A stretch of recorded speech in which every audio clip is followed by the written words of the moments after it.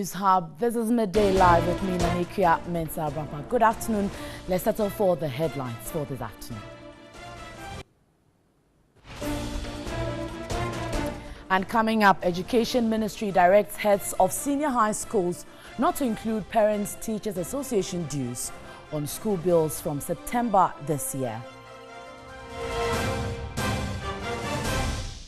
Also, General Secretary of the Opposition NDC, Johnson Asiedu Nketia, calls for the dismissal of Information and Defense Ministers, and we'll be telling you why. Ghana and Cote d'Ivoire sign Abidjan Declaration to address challenges of the cocoa sector. And on the foreign front, Sierra Leone's presidential runoff to be held on Saturday.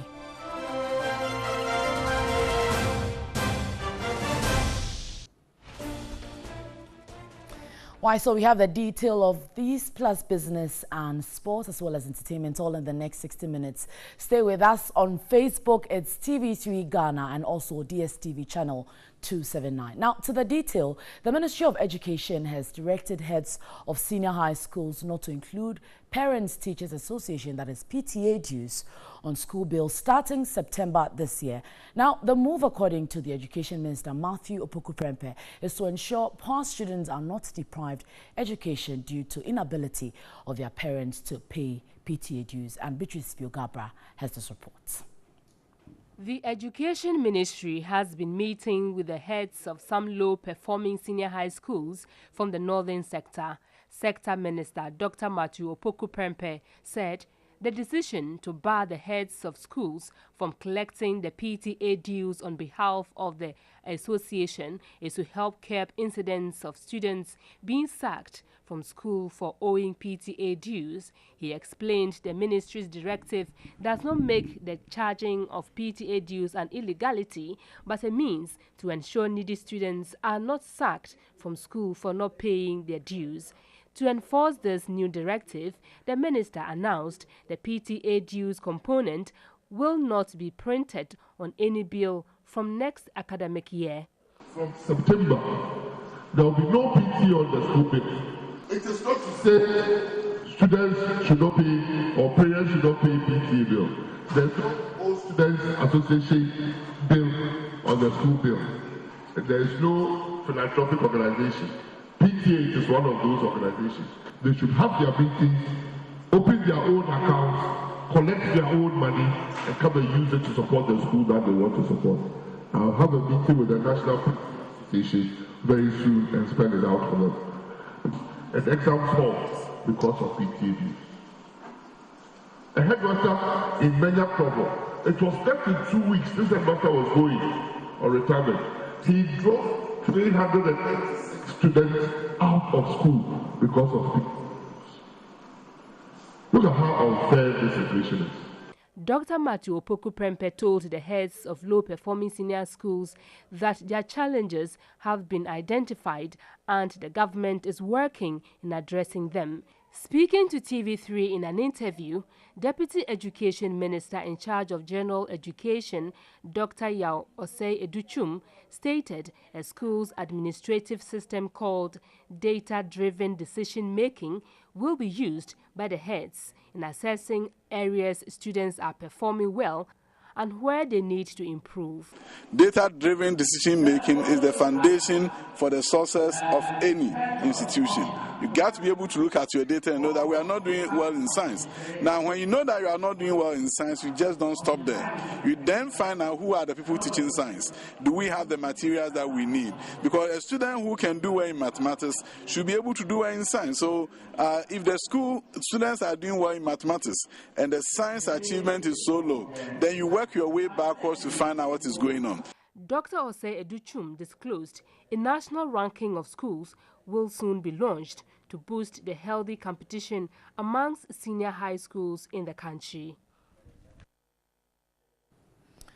Well, so we'll see how that directive will pan out in September this year as the schools begin. But let's move away from education now to some politics. And the General Secretary of the Opposition NDC, Asiedu Nketia, is calling for the dismissal of the Information Minister and the Minister of Defense. Asiedu Nketia maintains Mustafa Hamid and Dominic Niti will have performed abysmally, adding they have been an embarrassment to the Akufo-Addo-led government. And he spoke on New Day. And the Minister was the information. Yeah. They have disappointed me so much. Should they because they continue making statements that cast the government in a certain bad limelight. I don't think the MPP government deserves that type of humiliation. In fact, the recent statement I heard from Mustafa Hamid was that they were going to take the military agreement signed in 1998, and they are going to take them to Parliament. It will be late today. So why should the taxpayer be burdened with salaries of such people? Because you see, in your own 2018 agreement, you recognize the fact, a memo coming from Cabinet recognizes the fact that these agreements have been signed, implemented, and they have expired. And that is the reason why you are bringing a new agreement. So what are they talking about? They are going to ask Parliament to waste all their time and the nation's resources to come and sit in Parliament to ratify agreements that have been signed, executed, and died. They are going to ratify them for what purpose? I don't understand them, and I don't think that you know. Should they be relieved of their posts? I very much think so. The Minister for Defense? I very much think so. And the Minister for Defense too, presenting something, such a crucial agreement, okay, on behalf of the nation. I'm not sure he recognizes the burden he is carrying. Okay. That's why he's approaching this work in that lackadaisical manner. I'm not sure he recognizes the burden he's carrying as a minister. So, well, I have stated my view already that he should have not only been relieved of the post, but maybe they should investigate the possibility of bringing him before the law for treason. Well, meanwhile, the opposition National Democratic Congress has refuted claims it mobilized supporters of the party to solidarize with embattled former CEO of Cocoa Board, Dr. Stephen Opuni. Speaking still on New Day, General Secretary of the NDC, Asiedu Nketia, said the party faithful who thronged the court's premises went there on their own to show support to a member in distress. But the fact is that the party did not bash anybody. They were acting according to the core principles of NDC. We believe in liberty, we believe in justice, and we believe in solidarity. Okay? So when one is affected, the others have the feeling to go and solidarize. And you're talking about an allegation against a member. You are not talking about a conviction of a member. They are different things. So we are in a common law tradition where you are innocent until proven guilty. That's true. So if any party member expresses the wish to solidarize with a fellow party member who is innocent, I don't think that they are in breach of any of our laws. Why didn't Mr. Abugapele get the same kind of solidarity expressed on his behalf? Well, I don't think that the solidarity is organized by anybody. So people take decisions because of their training and realize that, well, this is a cause that is worthy of support.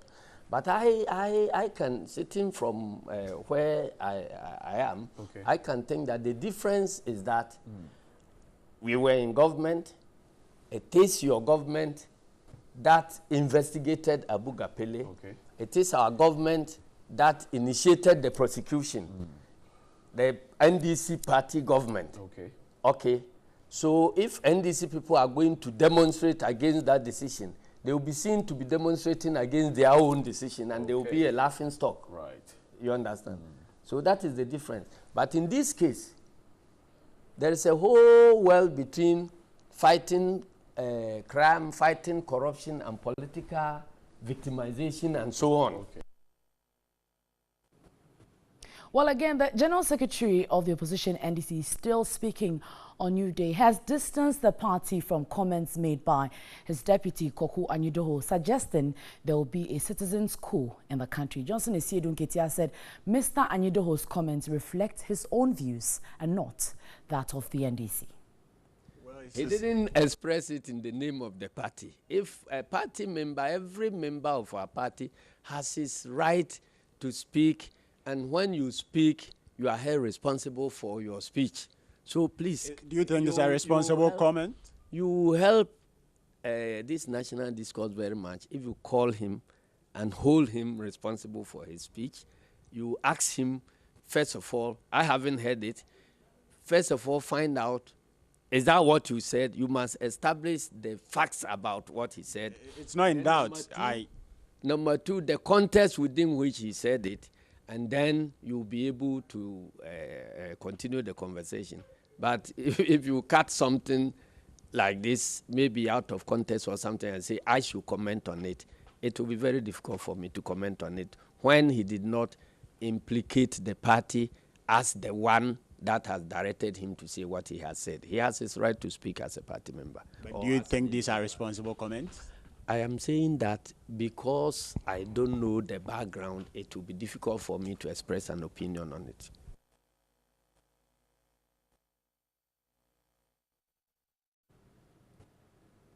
All right, so you're watching Midday Live and going to one of our developing stories talking about the ratification and matters arising of the Security Cooperation Agreement.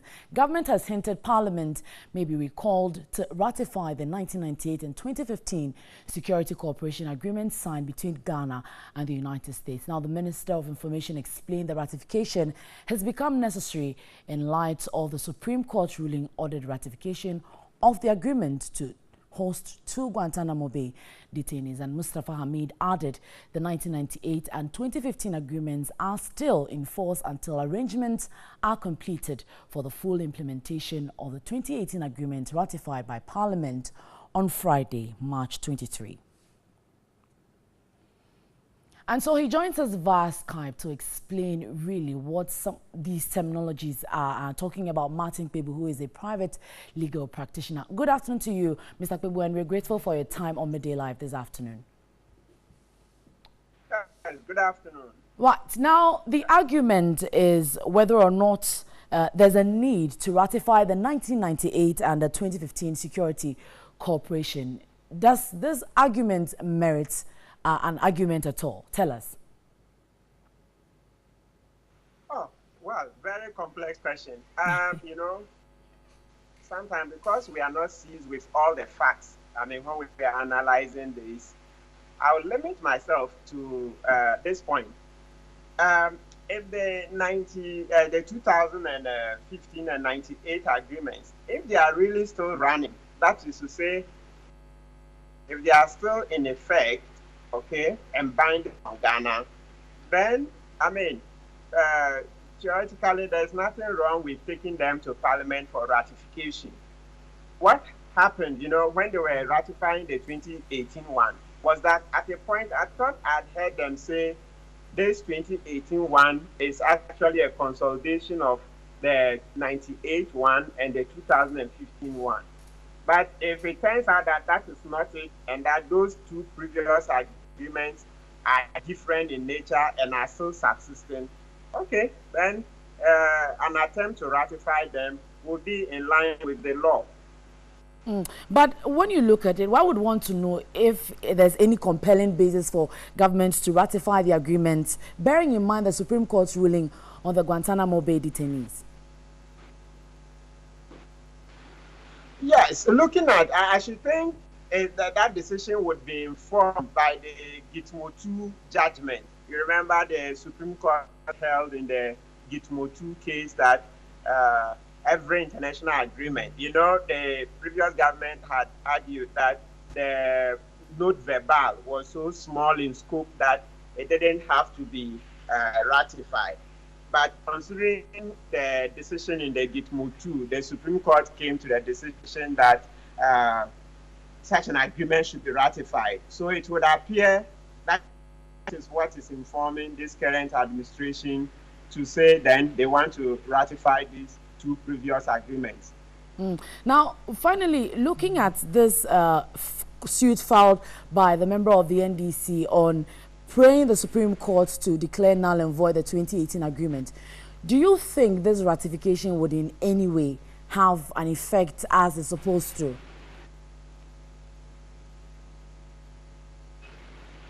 No. Would it be affected at all? To the extent, yeah, to the extent that the court suit does not concern itself with the 2015 agreement, and any decision, ratification or otherwise, on those previous agreements, it's not caught by the Supreme Court decision.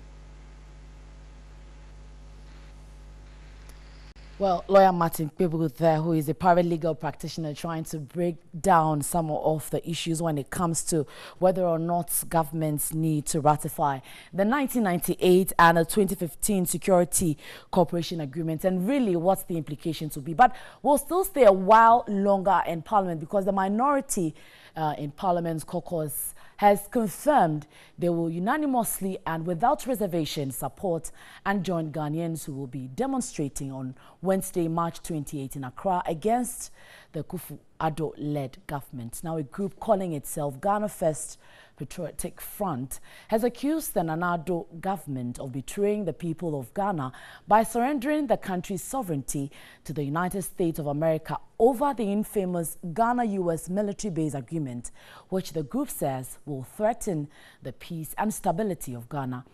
In a statement signed by ranking member of the Communications Committee, Alhaji Fusseini, he said that the minority's protest over the agreement does not end with the minority walkout in Parliament last Friday, adding they will join forces with the Ghana First Patriotic Front to register their displeasure.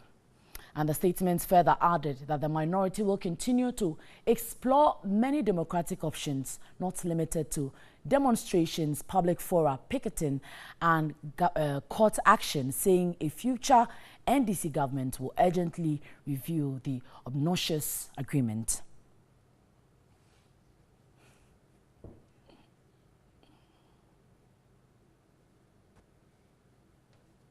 All right, so more on that later in subsequent bulletins. But on MTN Video Reports this afternoon, Idrisu Adam, a teacher at the Cho Islamic Primary in Yendi Municipality, reports pupils are used as laborers for the school's construction.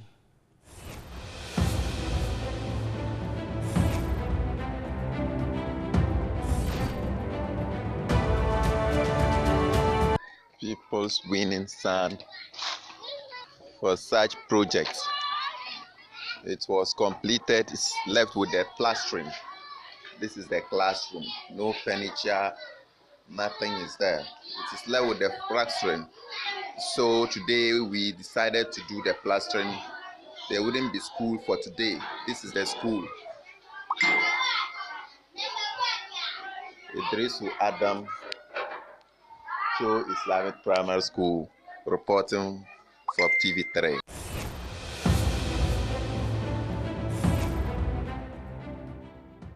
Thank you, Idrisu, for that report. You can also send your video from your location reports via WhatsApp 05514330044. You're watching Midday Live. We'll return with more, including business, sports, and some entertainment news. Stay with us. We'll be right back.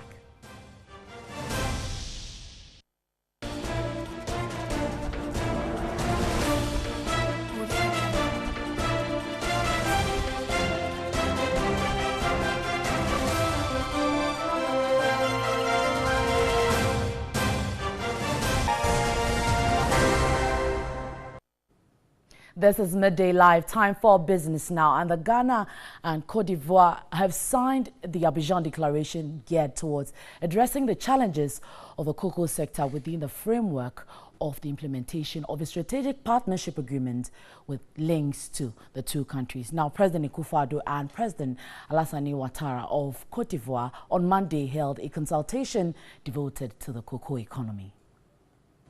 With the two countries responsible for 60% of the world's cocoa output, fluctuations of cocoa prices on the international market, marked by a fall of around 20% in 2017, have impacted negatively on the revenues of millions of cocoa farmers, as well as on the budgetary revenues of the two countries. The Minister for Trade and Industry, Alatria Martin, who accompanied President Akufo-Addo to the bilateral discussion, said the declaration is aimed at better defending the interests of cocoa producers as well as the economies of both countries.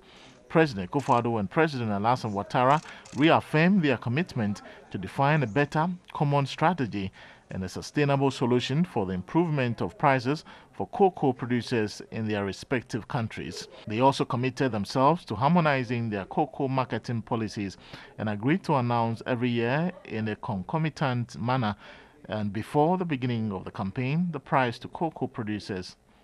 Additionally, Ghana and La Côte d'Ivoire have also agreed to intensify collaboration in the field of scientific research for the production of cocoa plants, the improvement of plant varieties, and also to adopt and implement a regional program to fight against the swollen shoot disease. A commitment by the two countries to process a major part of cocoa and the invitation of the private sector, notably the African private sector, to invest massively in cocoa processing in Africa was also reached. President Akufo-Addo and President Alassane Ouattara further reaffirmed their commitment to promote jointly the consumption of cocoa on local, regional and emerging markets and agreed that consultation between Ghana and La Côte d'Ivoire on the management of their cocoa sectors should be done on a regular basis.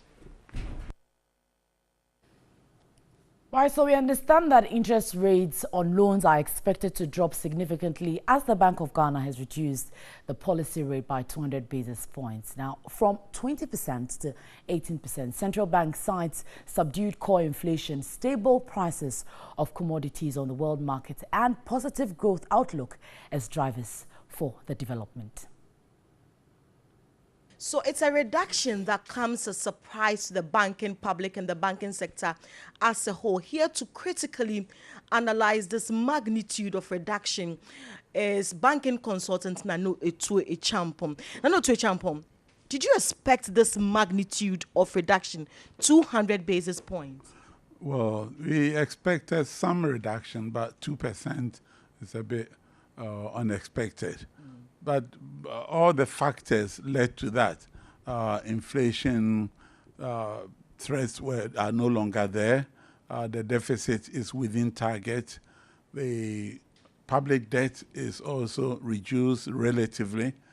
So when you add all those together with the positive developments in the developing economies, then they point to significant reduction as we have seen. The reduction in the policy rate is the biggest since November 2014. According to the governor of the Bank of Ghana, Dr. Ernest Addison, the reduction was necessary because global economic growth continues to strengthen since the beginning of the year. Total revenue and grants was 20% of GDP, below the target of 21.3%, and total expenditures, including arrears clearance, was 26% of GDP, below the budgeted estimate of 27.7%. Banking consultant Asiedu Nketia expects interest on loans to drop significantly within the next 6 to 8 months. The variables are so many, but I could see between now and say 6 to 8 months, we should see some reflection of this 2%. The Monetary Policy Committee of the Bank of Ghana also noted that the pace of global growth has firmed up. Even though price pressures are picking up, core inflation in most advanced economies remains subdued. The committee also noted the current inflation forecast provides scope for monetary policy to realign interest rates and reinforce the fiscal consolidation process by easing the burden of interest payments on the budget. All right, so some developments still on the central bank and Unibank. It is that a former managing director of the GCB Bank, Simon Dono, is to lead a team of experts from accounting and auditing firm KPMG to revive and stabilize Unibank Ghana Limited. Now, the revival is to help bring the bank, which was declared insolvent by the Bank of Ghana on March 20, back to regulatory compliance. KPMG, the official administrator of the troubled Unibank, said in a press statement that Simon Dono had been engaged as an executive representative to lead the management team to stabilize and bring the bank back to regulatory compliance. He will act in that capacity over the next 6 months, within which he and the team will be expected to audit the operations of the bank and recommend a way forward for the central bank. Simon Dono, an experienced banker with 25 years in service, resigned from GCB Bank in March 2016. He then returned to KPMG, where he started his professional career in 1985 as a consultant to the Ghana unit of the multinational firm.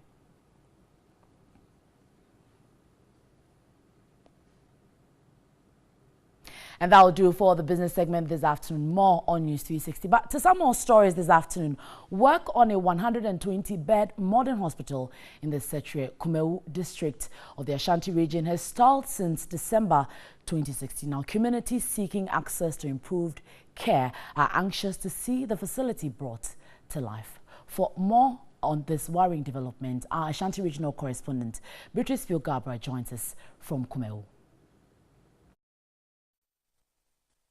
In 2012, the government started a district hospital project across the country. Here in Kumewu, this community also benefited from a 120 modern hospital facility. When you come here, the maternity ward has been completed, the children's ward has been completed, the mortuary has been completed, the main ward has been completed. Down there, about 15 nurses' flats have also been completed. However, work stalled before the 2016 general elections. Information we've gathered here is that work actually stalled 2 weeks before the elections, and after the elections, workers of Soland Company Limited, contractors working on this hospital, did not come here again. So for over a year now, nothing has been done. The facilities here have been left to the mercy of the weather. Some residents here are complaining, or they want the government to continue this project so that it will serve as employment for the people within Kumewu and also offer quality healthcare delivery. When people were working here, or when the work was in progress, how many people were working here and how did it help the youth within Kumewu and its environs? Well, it is rather unfortunate that this kind of project has been abandoned. In fact, we are calling on the government, Mr. President, to, as a matter of urgency, to come to our aid and come and help or come and salvage this project. All right. I also have another resident here who will also be talking about why they seek medical care now, and if this project is completed, how it will help them.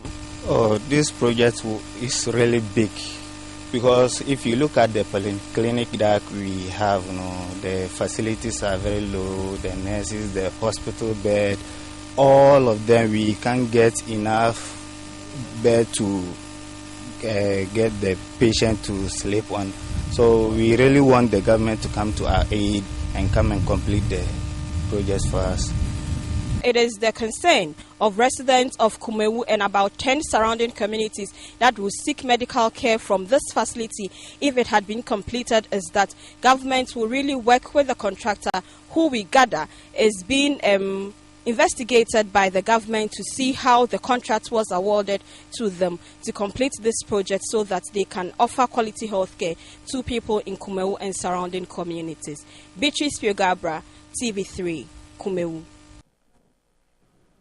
And still in the Ashanti region, the 50 suspects arrested in connection with the Ehia violence clashes last week have been granted bail by a Kumasi Circuit Court. The accused persons, who were standing trial for conspiracy to commit crime and rioting with offensive weapons, are to reappear in court on April 18, 2018. And our reporter Ibrahim Abubakar joins us with more updates on this particular one. Hello, Ibrahim. Good afternoon. Hello, Ibrahim. I can hear you. Right. So tell us what happened in court today. Well, today the 50 suspects have been granted bail. This incident happened on Monday, and on Tuesday, the 50 suspects were arraigned before the court, and the court granted 10 out of the 50 bail. That's the 10 are those who are within the ages of 45 to 60. They were granted bail. So today, the counsel for the accused also filed an application for bail for the remaining 40, and then the court granted the bail. Each of them is to deposit 10,000 Ghana cedis with 2 sureties each. So the 50 are to submit 100 sureties to the court, and each person is to report to the Mampontin police station every day until the 18th of April 2018. So now the case has been adjourned to April 18th, 2018.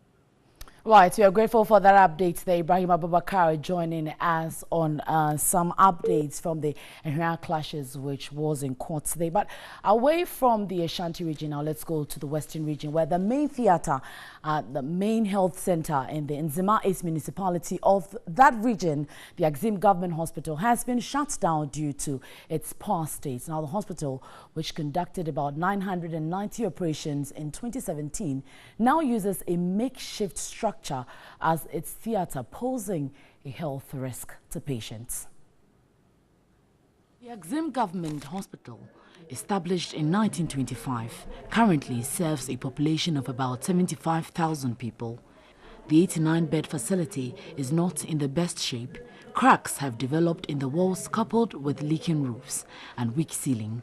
The main theatre of the hospital, where about 990 surgeries were performed last year, has been closed down for renovation. The hospital requires 250,000 cedis for its refurbishment. It also requires an X-ray machine. The hospital recorded 2 mental deaths last year, but has already recorded 2 in the first quarter of this year. The nearest referral center, the Ifiankwanta Regional Hospital, is about an hour-and-a-half drive from Axim. Unfortunately, the hospital does not have an ambulance, and patients referred have to be conveyed in taxis. At a presentation of 48 beds and an X-ray viewer machine by the Nkoswahini of Lower Axim, Nana Kwantabisa, and some Italian philanthropists, the principal health service administrator of the hospital, Domi Godswill, requested that the facility be given a facelift. We have to temporarily close it down for renovation works to be done on it. And for the traditional council, the 2 traditional councils within Azim are pulling resources together for the renovation work. A representative from the Italian embassy, Enrico Basutti, pledged further support for the hospital. The head of Italian Business Association of Ghana, Dr. Niyama Olenu, also made a personal donation of 20,000 cedis towards the renovation of the surgical ward. And the Vice President, Dr. Mahamudu Bawumia, is urging Ghanaians to support the issuance of the new National Identification Card, presenting some vehicles to the National Identification Authority for the registration exercise next month. The Vice President reiterated the importance of the exercise to the country's socio-economic development. Amen. Amen.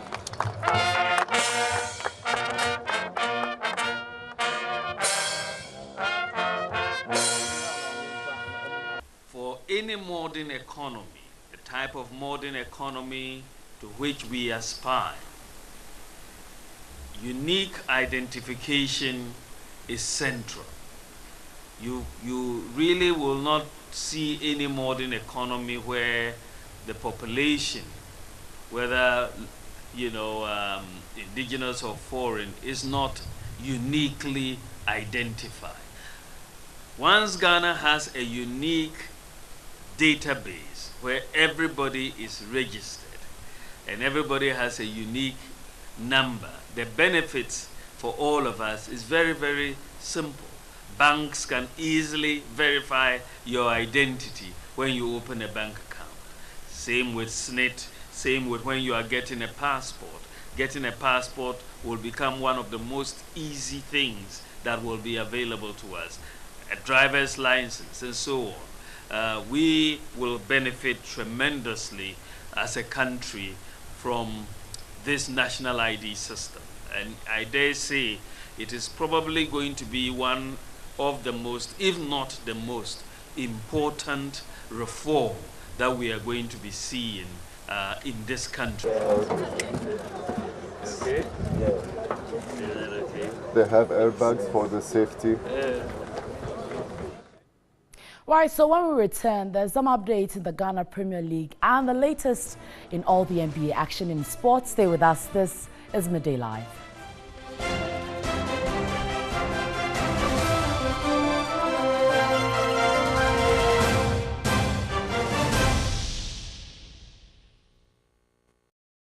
Log on to www.3news.com for more news and updates of our major stories. Join us on Facebook 3newsgh for live streaming and comments on our page. Like and follow us on Twitter at 3newsgh and at 3sportsgh. Like our pictures on Instagram, TV3 Network. If you missed our live shows, watch a playback on YouTube, TV3GH. TV3, first in news, best in entertainment.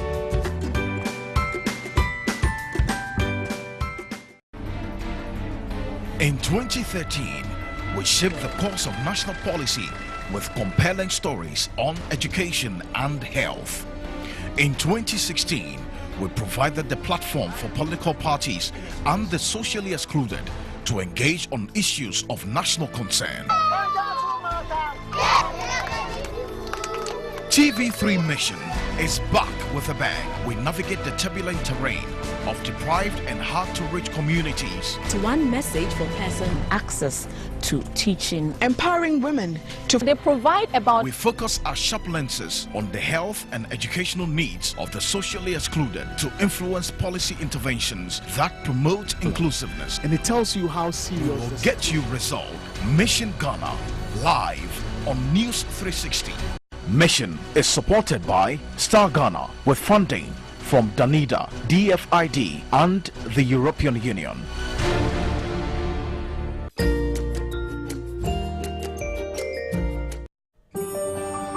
There are lots of amazing stories out there. What we do on News 360 is to bring to you the most compelling news by teasing out the right pieces that bring the story. To some more, this afternoon, the Economic and Organized Crime Office (EOCO) has summoned the directors of collapsed UT and Capital banks to answer questions on their roles in the collapse of the two banks. Now, the summons follows damning findings of an investigative report on the collapse of the two banks, which was submitted to the central bank. Directors of UT Bank will appear before the acting executive director of EOCO at 9:30 a.m. on Wednesday, March 28, 2018, while the directors of Capital Bank are to appear on Wednesday, April 4, 2018. The Bank of Ghana, in August last year, revoked the licenses of UT Bank and Capital Bank due to severe impairment of their capital. The central bank then approved a purchase and assumption transaction with the GCB Bank Limited that transfers all deposits and selected assets of UT and Capital Banks to the GCB Bank Limited. The liabilities of the two banks, according to the central bank, overwhelmed their assets, leaving the BOG with no option but to undertake a purchase and assumption transaction as the least costly method of dealing with a collapse. According to the Bank of Ghana, the banks were unable to develop an acceptable plan, although it made efforts to help both banks to recover through private alternatives. However, the owners and managers of the UT and Capital banks were unable to increase the capital of the banks to address the insolvency. The investigative report revealed, among other key findings, that the two liquidated banks were run by owner-chief executives with complete disregard for internal rules and banking regulations. The directors of two banks would be made to answer questions on how they singularly made decisions to credit extension and breached all the rules regarding related party transactions and connected lending. Right, so we'll be following this particular one and giving you more updates into that meeting in subsequent bulletins. But let's do some international news now.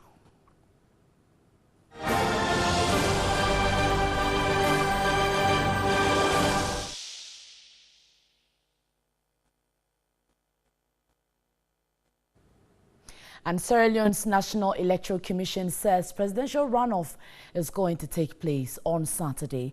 A High Court judge on Tuesday had given permission for the election to go ahead as planned, lifting an order which had temporarily halted the vote due to claims of electoral fraud in the first round.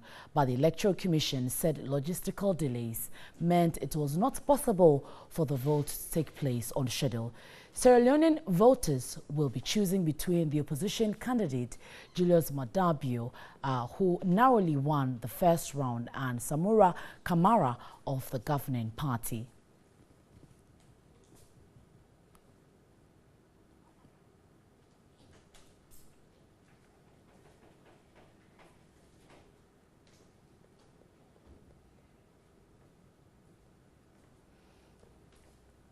And there's some more international news stories.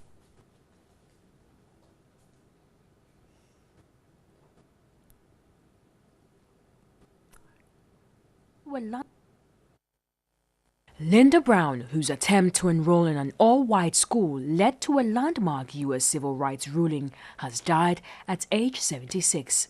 As an African-American child, Miss Brown was barred from attending an elementary school in Topeka, Kansas in 1951.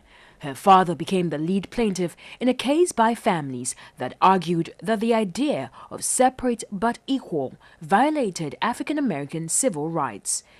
The 1954 Brown v. Board of Education Supreme Court ruling struck down legal segregation in U.S. schools. In 1954, the court unanimously ruled that segregated schools were inherently unequal and had a detrimental effect on African American children. The decision was met with resistance, and change did not happen everywhere immediately. President Vladimir Putin has said the fire which killed 64 people, 41 of them children, at a leisure complex was caused by criminal negligence. Visiting the scene in Kemerovo, Siberia, Putin berated sloppiness. Investigators say the fire alarm was switched off and exits were blocked when the fire started on Sunday. The cause of the fire is not yet known, but Russia's investigative committee has spoken of serious violations at the Winter Cherry Mall. Debris from a defunct Chinese space station could crash to Earth as early as Friday, scientists monitoring it say. The Tiangong-1 was part of China's ambitious space program and the prototype for a manned station in 2022. It was put into orbit in 2011 and 5 years later completed its mission, after which it was expected to fall back to Earth. Time and place of impact are hard to predict as it is no longer controlled. The latest estimate for re-entry is between 30th March and 2nd April. Most of the station is likely to burn up in the atmosphere, but debris could hit Earth. And that's it for international news. More on 3news.com. Let's do entertainment news now. And up-and-coming musician Ernestina Afari, known in showbiz circles as That Girl, has debunked rumors she is aiming at replacing late dancehall act Ebony Reigns. Now, the 17-year-old artist started circulating on social media when fans started comparing her style to that of the late dancehall queen.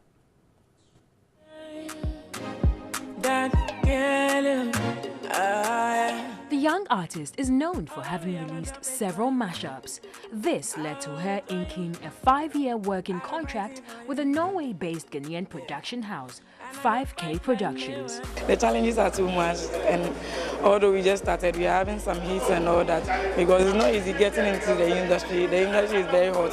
You need prayers and all that, but I know we can go. Yeah, sure.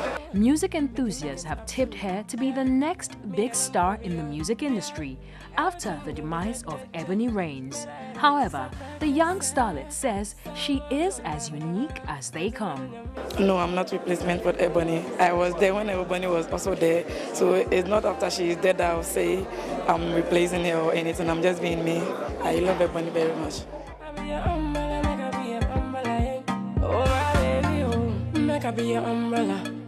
Bring your heart like Mandela, more security, but the girl them a Jerry beat them a manager. Boy, you say you no get problem. Me and you gonna go where? Hey, my love be clear, yeah. Like Allison's for to clear, yeah. Remember one day. Well, the VGMA nominees jam train stopped at Cape Coast over the weekend. Let's take some sights and sounds.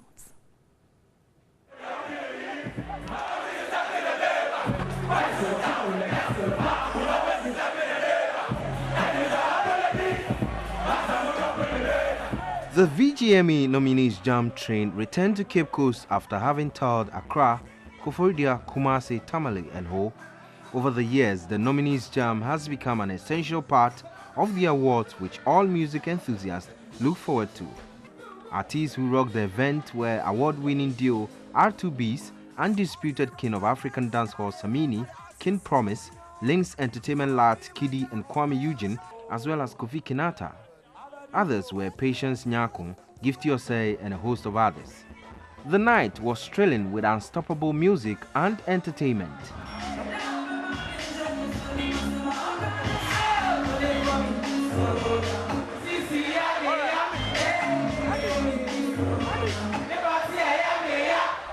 Some fans shared their excitement. The program is very nice. I'm feeling it. I'm also here because of everyone. So we are keeping enjoying the VGM program. You came to make people excited.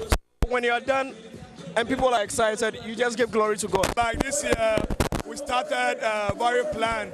And I'm looking forward to work hard to get nominated, I think, the next coming years. And I promise Cape Coast, I promise Ghana, I will be there next year. Every town that has hosted the nominees jam before will attest to one thing. The train never comes empty-handed. It's always full of nominees who give off nothing but the best.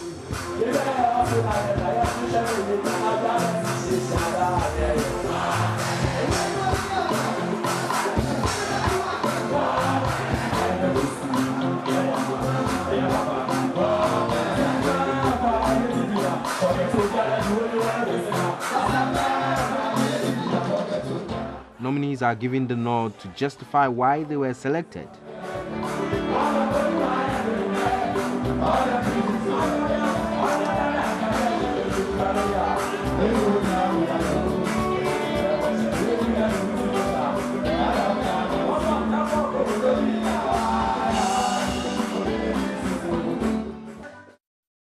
And remember to stay tuned to TV3 for everything VGMA this year. Well, on that note, wrapping it up for Midday Live. There's more on 3news.com.